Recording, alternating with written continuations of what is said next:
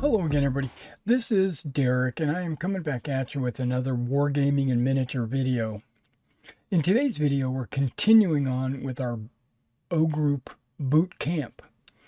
And in the boot camps, what we do is we go over the rule book and the rules in detail, page by page. If there's any opportunity for me to put in any kind of comment or anecdote, I do. And we're going to take a break from the tabletop today, and we're going to go straight to the rule book, which I have displayed right here. And we're going to just go page by page in this episode. All right, now in the previous episodes, we did talk about the introduction and preparing for battle in our first video. Then we did the battalion and troop ratings in the second video. And then we did deploying the battalion and combat patrols in the last video. And then in today's video, what we're going to be talking about is chapter 6, which is the game turn. And we'll be talking about 7, command and control. I felt that these two chapters could be easily done at the desk, just looking in the rule book. No need to have any figures on the table. Don't really need to roll any dice or anything like that. So let's just go ahead and get to chapter 6, which is the game turn.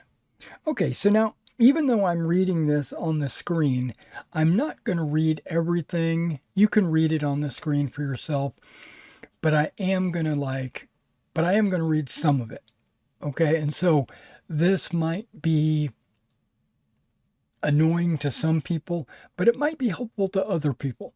So, just bear with me and let's work this out. It talks about the sequence of play has 3 separate phases, right? We've got the command phase, we got the combat phase, and we have the regroup phase. And we're going to talk about those right here. So the command phase is when you determine every turn, both players will roll their battalion dice. Normally it's 9 dice. If you have a large battalion, it could be 10 dice. You roll them, and then you'll get a result which will determine how many headquarters orders you get, how many company orders you get, and then also if you have any hesitant companies. And we'll be talking about each of these phases in detail. And then you determine initiative. Now both players do, okay, back up. Both players do this simultaneously. Because I can roll dice, you can roll dice. They don't affect each other, and they don't change based on what your opponent rolled. So you can both do it at the same time. But then you go to determine initiative. Based on how many battalion orders you have on your battalion headquarters, that is a plus to your initiative roll. So you'll roll 2 dice and you'll add your initiative bonus, which is how many orders you have on your battalion headquarters. Both players do that, and then you determine who has the initiative. We'll be talking about that here in the coming chapter. Then you go to the offensive and defensive phase, which is number 2 here. Offensive and defensive phase, whoever has won the initiative can determine if he's taking the initiative, if he's keeping it, he's going to go first, or if he's going to turn the initiative over to his opponent. If you win the initiative and you keep the initiative, then you gain an extra order. So if I roll 5 orders and you roll 5 orders and we roll initiative, and I just happen to win the initiative, and I decide to keep the initiative, I'll get that 1 extra order, so I'll have 6 for that turn. Okay, now let's jump to number 2, which is combat phase. You'll notice here on the screen that is an alternate. So, like I said, if you take the initiative and you go first, you're now the offender, or you're in the offensive combat phase, and then you just go ahead and you do your orders, one at a time until until you decide to stop or run out of orders.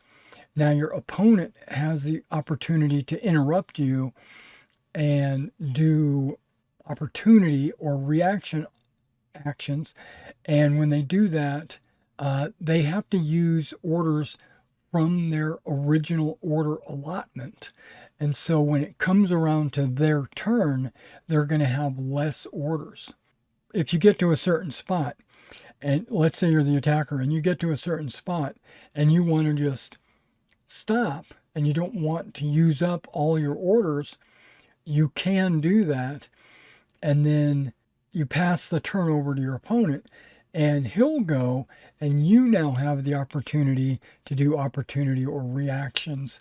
And but you can only do that if you have orders, and you'll use whatever saved orders that you had. Okay, so let's talk about it a little bit.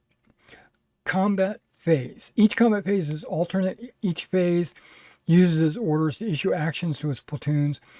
You have to use your orders before units can carry out actions. Okay, and we'll be talking about actions in the next video. One unit at a time, completing that unit's actions before moving on to the next unit. I want this platoon to move and fire. Okay, so I move them and I shoot them. And now I want this platoon over here to move and fire, or whatever. Okay, a unit may normally only receive one order per phase. Normally. A second action may be undertaken by a unit in a phase only when a company commander order is issued. We'll get into those in a moment. Like I said, there's an offensive combat phase and a defensive combat phase. The player with the initiative is the offender, and the player without the initiative is the defender. And that can change every turn based on your initiative roll. Okay, the player with the initiative uses his orders and then undertakes actions. Their opponent may use orders to react to move or fire actions issued during the offensive combat phase. A player ends their combat phase by simply declaring it or running out of all their orders. At the end of the combat phase, you remove all order markers from units that were issued orders in this phase and place them in a discard pile. I'm gonna kick back a little bit on this rule. Yes, technically the table is, when your phase is over, when your offensive combat phase is finished, you remove all the orders from all the troops, and then when your opponent takes his turn, you can now issue orders again to troops that were issued orders in the previous phase, because it resets, right? At the conclusion of the offensive phase, all the units that received orders are reset and may now receive new orders in the defensive combat phase. All units are eligible to receive a new order regardless of whether they undertook an action or multiple actions in the turn's previous combat phase. Okay, that's true. That is a way to keep track, or I should say that's a way to free up the table, clean up the table. Plus, it lets you know now you can issue them another order during your opponent's phase. But the problem with this, and it's not really a problem, but the something to consider is during the administration phase, or the regroup phase, I should say, you can only issue orders during the regroup phase to units that have not received orders in the previous two combat phases. How would you know that if at the end of the phase you clean everything up? It's not hard to remember, but I prefer to leave the orders on the table. Maybe there's an opportunity to put an order token on your unit that you moved during the offensive phase. And then at the end of the this is just a suggestion, at the end of the offensive phase, flip the token over. So now it's blank, right? Which tells you, or color code it, like green on one side, red on the other, or something like that. And that lets you know, like if you, on your offensive phase, you place only green tokens down. And then during the defensive, and then if they get issued a second order, like during, you can put a second order token next to a unit. That'd be fine. You can put 2 order tokens next to them, and then clean up at the end of the regroup phase. But basically, you can keep track of it some way. You can have tokens like color coded on the sides, or it could say order on one side and blank on the other, or something like that, so that it's like cleaning it up. Like you issue your orders, and then when you're done, you just flip them over, saying that they are, instead of picking them up, saying that they're eligible to get a second order during the next phase. And then you place another order on them. It could be green, it could be whatever, but it's face up. So you might actually have 2 tokens next to this guy. And then when you get to the regroup phase, you'll know who's already received orders. So that's just something to think about. Okay, so at the end of the combat phase, remove all orders, they reset. And then during the defender's combat phase, without the initiative, he repeats the above process. And then I, as the attacker, could do reactions as well. Okay, your total orders are spread out across both phases, because you don't replenish your orders until the very start of the turn when you did your order dice roll, right? And we'll get into the order dice roll in a bit, because it's variable. So you get your pool of orders at the start of the turn, not in the middle of the turn. So you have to judiciously decide who you're going to use these orders on, and don't waste them. Okay, a player's available orders are spread out across both combat phases, and you will need to think carefully about managing these. Right, we just talked about that. And it says sometimes you'll find that you'll just need to use them, of course. Plus, there's the battalion orders as well. Remember those orders that are saved on your battalion headquarters? You can use those at any time during the turn as well. Also for opportunity and reaction. Basically, you can use those just as if they were a company commander order, but you might not want to use them because they give you a bonus on initiative. Remember, when you roll for initiative, you add however many battalion orders you have stored on your battalion. This is a little pro tip. Don't save 6 orders on your battalion. Keep it around 4 or 5. If you have an opportunity to keep it at 4 or 5. If you use more than that, that's perfectly fine. The reason why I say that is because during your order die roll, if you roll high enough, you can add orders to your battalion headquarters. And you can't do that if it's maxed out, right? If it's at 6, you don't gain the benefit of adding anything to your battalion headquarters. But you do get, they still count as orders for that turn. But that's just thought process. And if you don't roll it, it's no big deal. You'll still have 4 or 5 bonus to your initiative. So it's not much of a difference between a 5 and a 6. You know what I mean? The regroup phase also alternates, and you can see the offensive player uses regroup actions first, then the defender uses his regroup action, and then at that point you remove hesitant markers, empty transports, etc. Both players get a regroup phase.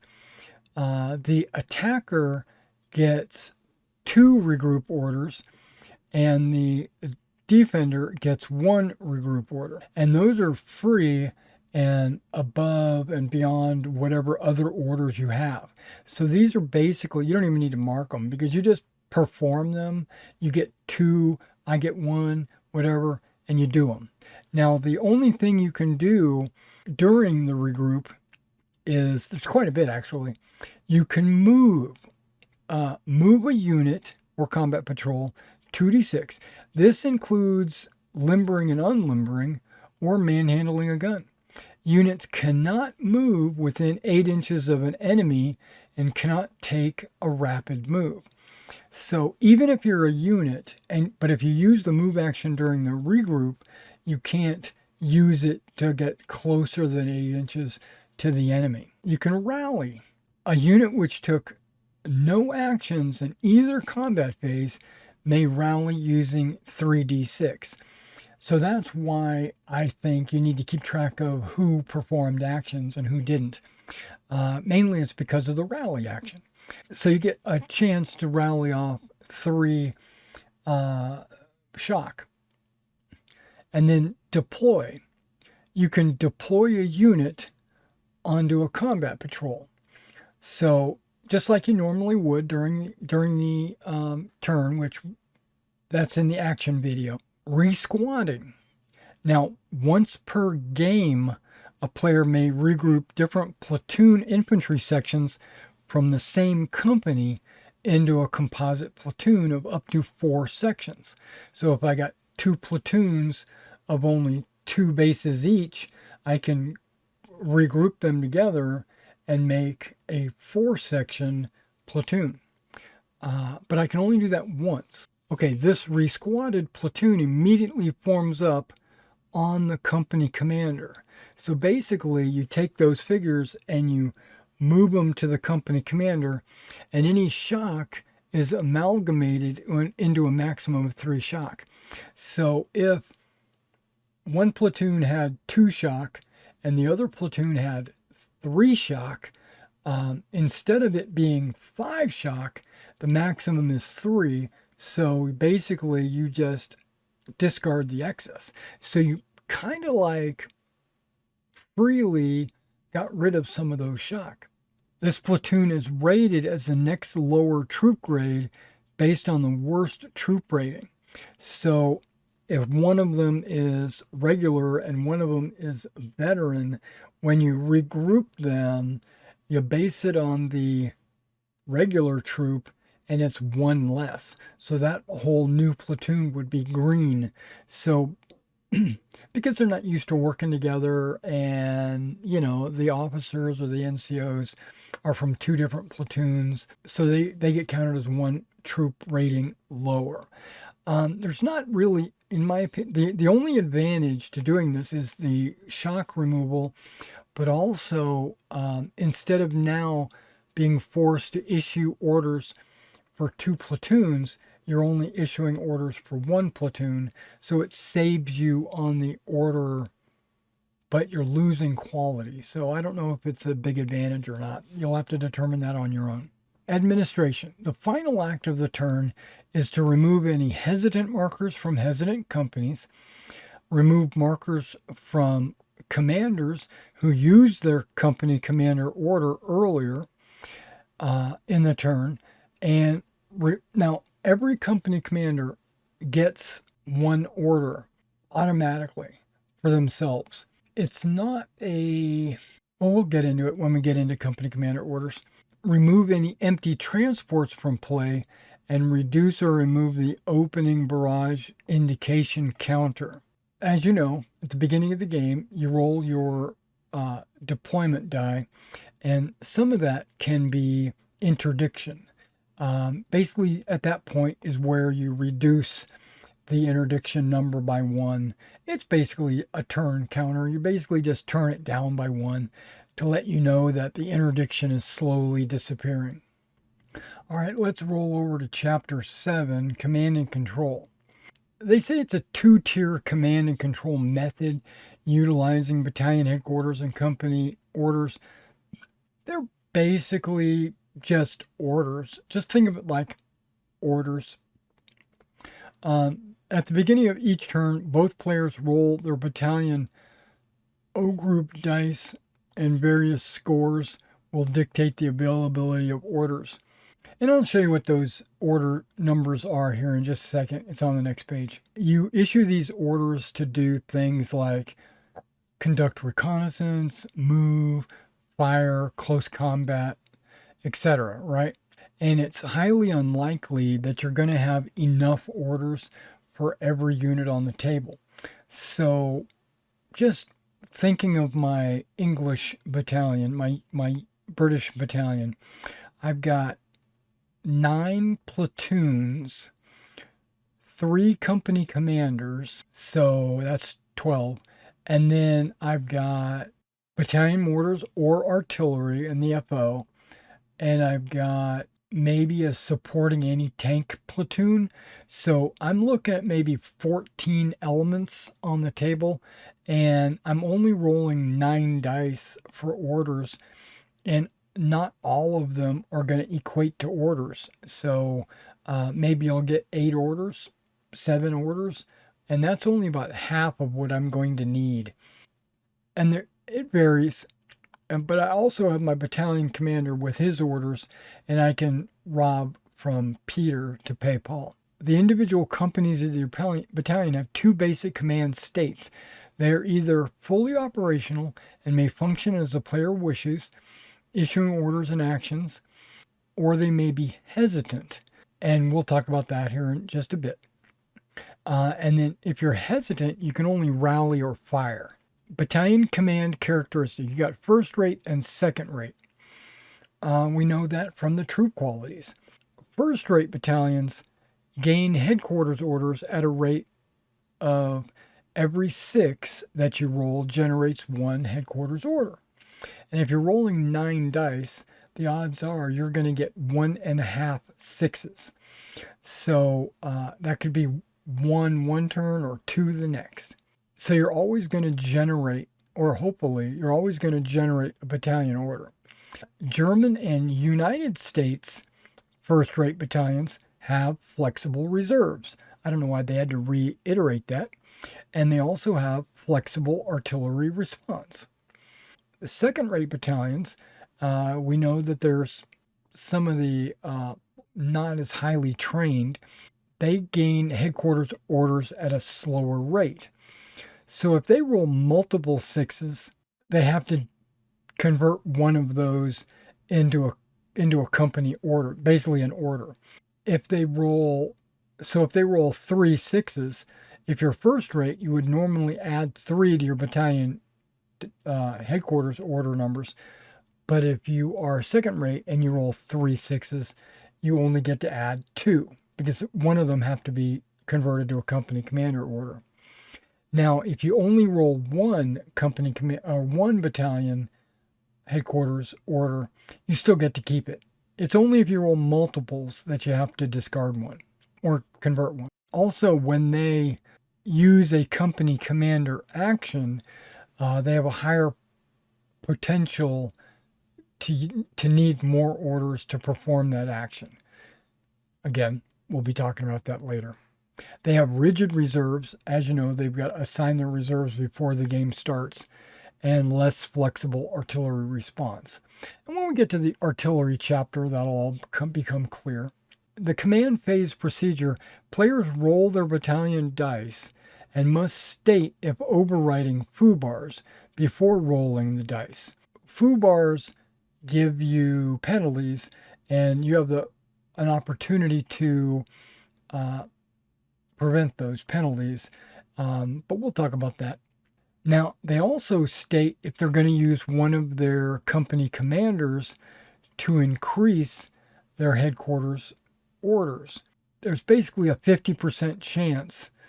If you've got a steady company commander and you want to have him use his company commander order to potentially increase your order total for the battalion, you can. So he rolls, and if he doubles, or if he gets like 4 or better, I believe he gets, well, we'll talk about it. He gets to add one more order to your order allotment, which can be used on anybody in the battalion. Okay, at the beginning of every turn, each battalion gains dice. Standard size battalions start with 9, large battalions start with 10, and this is the maximum a battalion can receive. Worn battalions start with 8. They're rolled each turn. As you know, we start of the turn, you roll, see how many orders you get. And this is the chart you go off of. If you roll a 1, it's no good. You don't get any orders. If you roll a 2, 3, 4, or 5, you get an order. It's basic. And if you roll a 6, you get your battalion headquarters gets to increase its orders. Straight up. Nice, simple. But there is something called a treble 1, which is basically triple 1 in American English. A triple 1 meaning that when you roll the dice, if you get 3 1s or more, you now have a hesitant company. One of your on-table companies will be hesitant. And at this point, you have to randomly determine which company it is. You can't pick. You can't say, oh, A company is going to be hesitant this turn. No, you have to say, okay, 1, 2, or 3 is A company, 4, 5, or 6 is B company, and you roll. And you need to mark the company commander with a hesitant marker. And then at the end of the turn, it's removed. So it's only a 1-turn penalty. That company becomes hesitant. If you're hesitant, you can only fire at close targets, and you can rally. No other actions may be issued. This includes all company units and any support units that are assigned to that company. The company is not restricted when reacting. The company commander may not use his company commander order this turn, including when reacting. So basically, the company commander is locked down. The restriction on issuing actions only applies to your combat phase. It does not impact react actions. So if I need to react and shoot at somebody at long range, I can do that. It doesn't have to be close range. And they may not take regroup action. Okay, overriding FUBARs. If overriding a FUBAR and 4 or more 1s are rolled, then the battalion will also lose 1 headquarters order. So you're gambling. So if you decide you want to override that FUBAR, but then you roll 4 1s, not only is one of your units hesitant, but now you're losing an order from your battalion. Okay, company orders, which is pretty much all the orders. A score of 2, 3, 4, or 5 generates a company order. Also, a 6 will generate a company order if you're already maxed out on your battalion. So that these orders give you the ability to move, fire, rally, etc. A limited number of these orders per turn will require the player to prioritize your command. How to record orders. Players should take note that their current company order total. I do this with a stack of bolt action order dice. So I use my order dice as orders. You can use whatever tokens, counters, whatever you want to use. Glass beads, pennies, anything. And you just put a stack next to your battalion headquarters. And then as they're issued, you just, use the order, place it next to the unit receiving the order.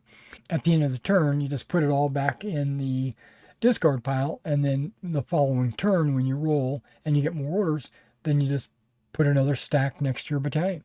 Headquarters orders. Okay, first-rate battalions. Each score of a 6 generates a battalion headquarters.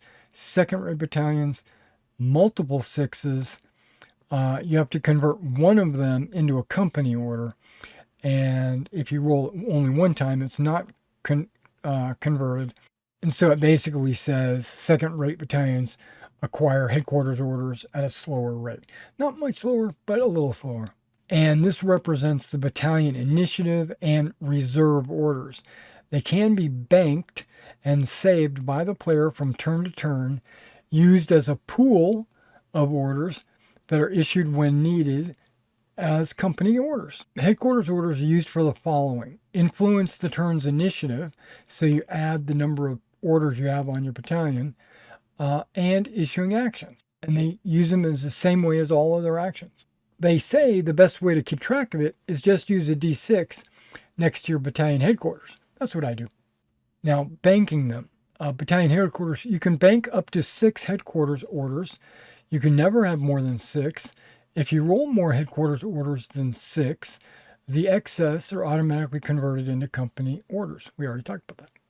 After rolling the battalion dice, the player may decide to use one on-table steady company commander to try to increase his company commander orders up to a maximum of 6. Using your company commander will could improve your battalion headquarters orders, which would in turn affect your initiative. So basically, the company commander is trying to influence the battalion, which could influence the initiative. This can be done by, doesn't matter the range or the radius, but it can't be done if FUBARs were overridden, or if the company commander is hesitant, suppressed, or KIA'd. Of course, you're not going to do it if he's dead, right? To increase the number of headquarters orders, roll a die, 1, 2, or 3, no effect, 4, 5, or 6, generates 1 headquarters order. And then you mark the company commander that he's used his company commander order this turn, because company commanders can use a company commander order once per turn. FUBARs, that's fouled up beyond all recognition, or effed up, if you know what I mean. It means something is going wrong, right? You got casualties mounting, basically make command and control increasingly difficult. All battalions receive 1 FUBAR marker for every 4 sections lost as casualties. So when you lose 4 sections, you gain 1 FUBAR. So it's 1 per 4. That's every infantry section KIA'd or dispersed, each company commander, heavy weapons, gun, tank, whatever. Any section that's knocked out, including support units. So a battalion reaches 4 casualties, it's immediately received a FUBAR marker. Another 8, and so on. Self-evident. Okay, each FUBAR marker reduces the player's dice total by 1. So 2 FUBAR markers reduce your dice total by 2. So instead of 9, you'd only have 7 to generate orders. So there's an immediate FUBAR impact. On receiving a FUBAR marker, the player must immediately undertake the command crisis procedure below to ascertain any additional effect on the battalion. Okay, command crisis. A player suffering a command crisis now places a D6 on the table, shielded or hidden from his opponent, and chooses any number from 1 to 6. So you take your die, you have like behind your hand or something, you put it on the table with the number you've chosen face up, right? Your opponent now has 2 guesses at which number has been chosen. You could easily do it like I roll 1 die and you roll 2 dice, and if they match, it succeeds. But this gives a level of, it gives the 2 players are now playing poker. Like I've chosen a number, you don't know what it is, make 2 guesses to see if you can choose what it is. I think it's unnecessary, but it is, it could be exciting around a table or something like that. Okay. If he guesses correctly on the first attempt, the player loses 2 headquarters orders. If guessed correctly on the second attempt, 1 headquarters is lost. If neither guess is correct, then no orders are lost. On a successful guess, or more importantly, failure, the player must show the actual D6 number. Okay, so either way, you're going to show him your die so that he knows if he guessed it right on the first attempt or second attempt. Okay, losses that do not count towards FUBAR, because you can lose things that don't count. Attacking battalions ignore the first 2 reconnaissance sections it loses, and any attacking reconnaissance section from 3 upwards count as FUBARs. Reconnaissance units removed from play after deploying a combat patrol are not classed as a loss. So like, remember that example that I had where the Jeep ran 30 inches down the table and deployed a combat patrol? The Jeep would be removed, but that doesn't count as a combat loss. Combat patrols, transport, and tow losses are not included. A transport is designed to carry passengers and armed with no more than a machine gun or an anti-tank rifle. Russian battalions ignore the first 2 green sections lost. They're throwaway troops, penal battalions, etc. Okay, losing the battle. Oh, this is important. When a combat effective battalion has 3 FUBARs, that means you've lost 12 sections that counted, or a large or tenacious battalion has 4 FUBAR markers, which I would think like British paratroopers might be tenacious. When they lose 4 FUBAR markers, it's defeated and you just lose. End the game right there. Just say, good game. Players may vary the number of section losses required for the 4th FUBAR marker. Okay, ignoring FUBARs.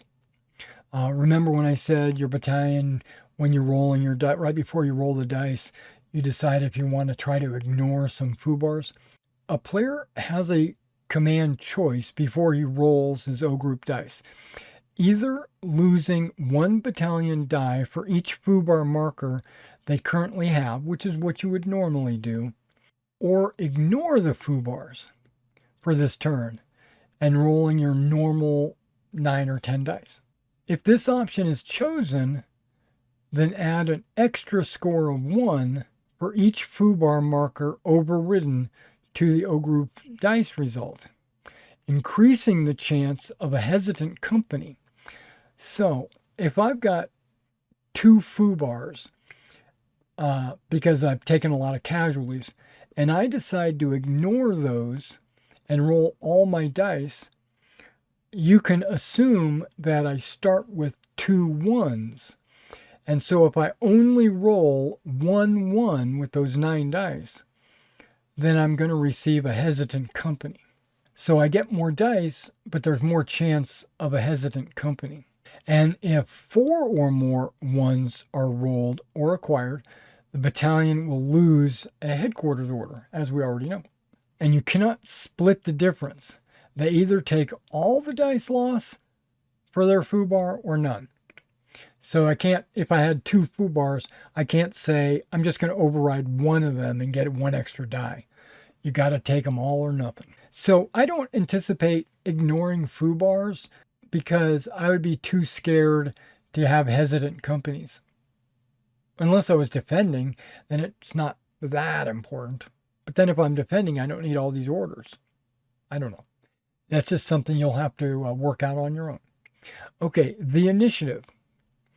After ascertaining the order totals for this turn, like you calculate all the orders, what's a battalion order, what's a 1, which is a no order or possibly hesitant company, or what my company commander orders are, and then I decide if I'm going to use a company commander to try to influence my battalion headquarters orders. Once all that is over, then you roll 2 dice and add 1 for every headquarters order you currently have. What I tend to do, just quick math, I say, how many orders do you have? You've got 5, I've got 6, so technically I get a +1 to my die roll because it's the difference, right? So I'll roll 2 dice and add 1. You roll 2 dice and add 0. Even though he technically has a 5 and I have a 6, it's basically just a +1.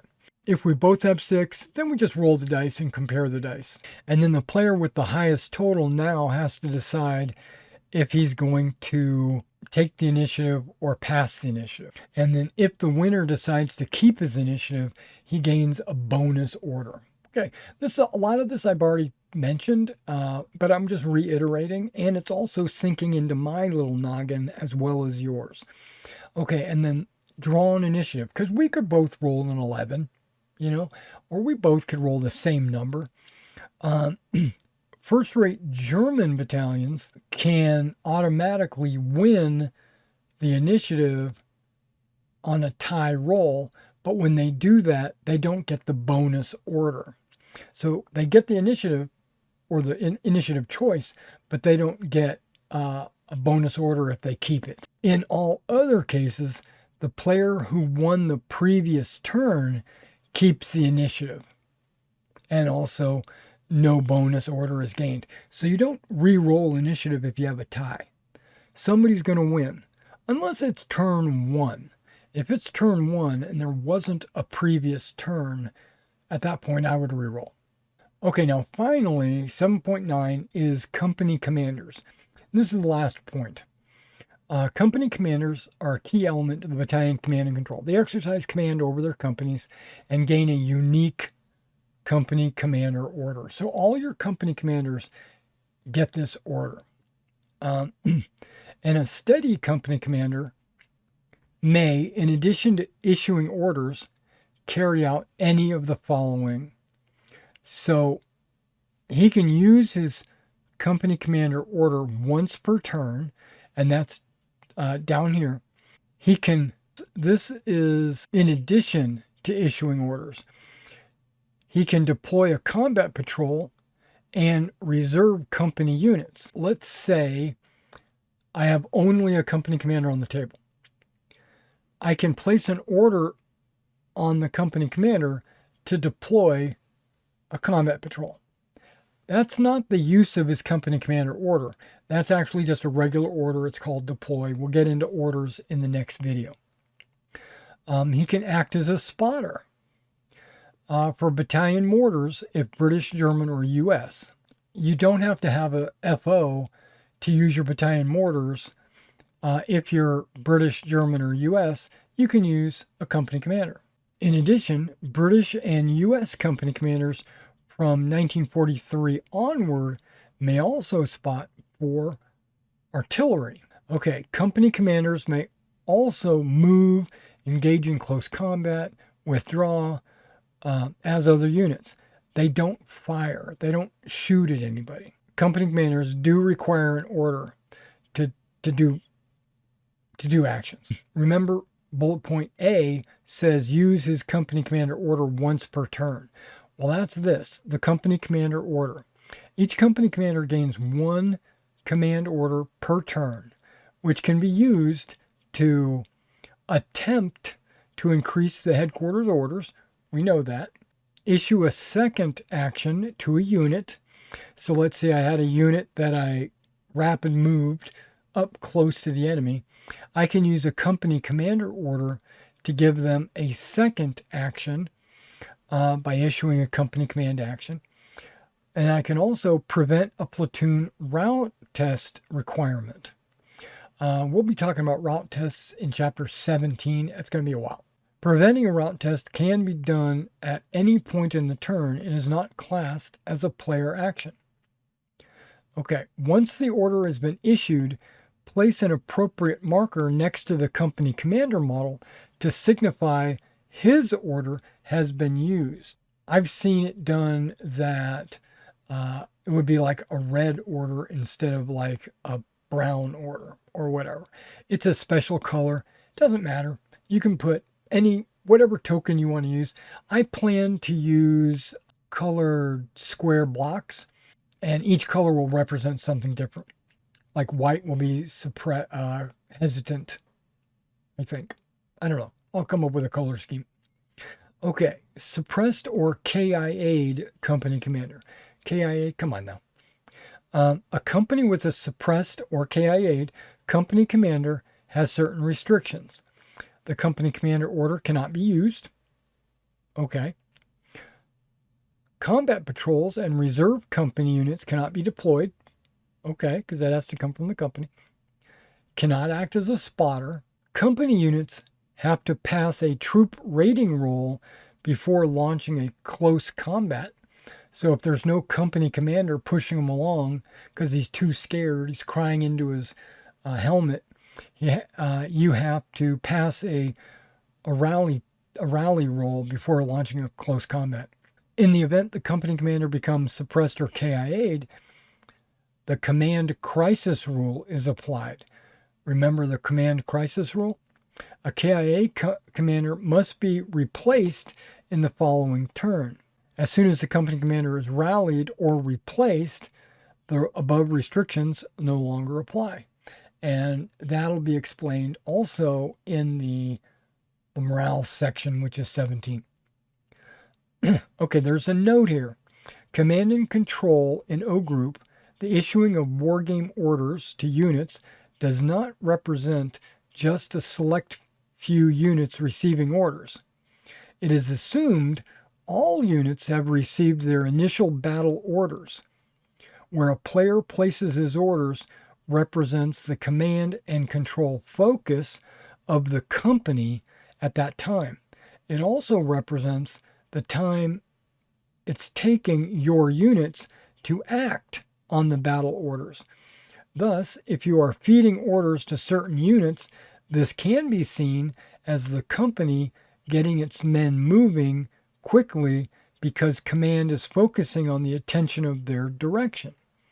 While units without orders can be seen as simply taking far more time to carry out their orders, especially as they lack higher command direction. Essentially, the commander chooses his Schwerpunkt and by his tactics, and by doing so, reduces his knowledge gap. Okay, before I finish this thought, I want to make a point. This is going to be a negative on the commenter, but a positive on the game. I went to the O Group forum. There was somebody there that commented about he didn't think the order dice system was realistic because it felt like all the order, or he said, he didn't feel, he said definitively that the battalion commander is issued, because you put all your order counters next to the battalion commander, he said the battalion commander is issuing all of the orders, and that's not how a battalion attacks. Each company has their mission given by the battalion commander, and the company commanders control their platoons pushing forward, going by the battalion order. And then the battalion commander only interjects or pushes when necessary. And that is 100% correct, right? But he failed to understand, or I think he failed to read this little paragraph, is that the orders are not coming from the battalion commander. It looks like they are, but that's not what's happening. What's happening is your units are think of it as a nebulous, ghostly kind of cerebral activity that the company commanders are directing their companies, and you're just pulling orders off of the battalion commander for that company. And as a player, if you are pushing a lot of orders onto a specific company, then you're not neglecting the other company. Think of it like this. This company commander is more motivated than the other company commander, or the other company commander sees that his opportunity to advance is not there yet, or that the company commander, the battalion commander, has issued orders to the companies that I want company A to advance first, and I want company B to advance second, and the company commanders know this, but during the game, you're putting orders onto company A to simulate the fact that that company commander is pushing his troops. So it is the company commanders issuing the orders. That's even why they call them company orders. And the battalion orders are only used when you need to push a little bit harder, right? So I think that commenter was didn't grasp the game properly or 100%, or he's thinking too literally and not opening his mind to the possibility that these orders represent things other than orders. Okay. Therefore, it's better able to exercise command and control. The British Army Infantry Battalion in 1944 manual states, every commander must place himself where he can best influence the fighting of his unit. In O Group, players use orders to influence units. A hesitant company can be seen as temporary breakdown in command. This could be the commander becoming directly caught up in the action or is confused as to what to do next due to a lack of battlefield intelligence. The chance of a hesitant result increases if the battalion headquarters is attempting to override FUBARs due to placing more pressure on the company commanders and demanding more of them. And then there's some examples right here. We're not going to go over all that. And then actions is chapter 8. All right, guys, that was the turn, and it was command and control. And I think what I want to do next is put some figures on the table for orders so you can see how they relate to other units and how to actually perform the action on the table. So I'll see you in the next video. Be sure to like and subscribe to the channel. Be sure to check the notification bell so that when I do upload these O Group boot camps, you'll be notified, and I'll catch you in the next one.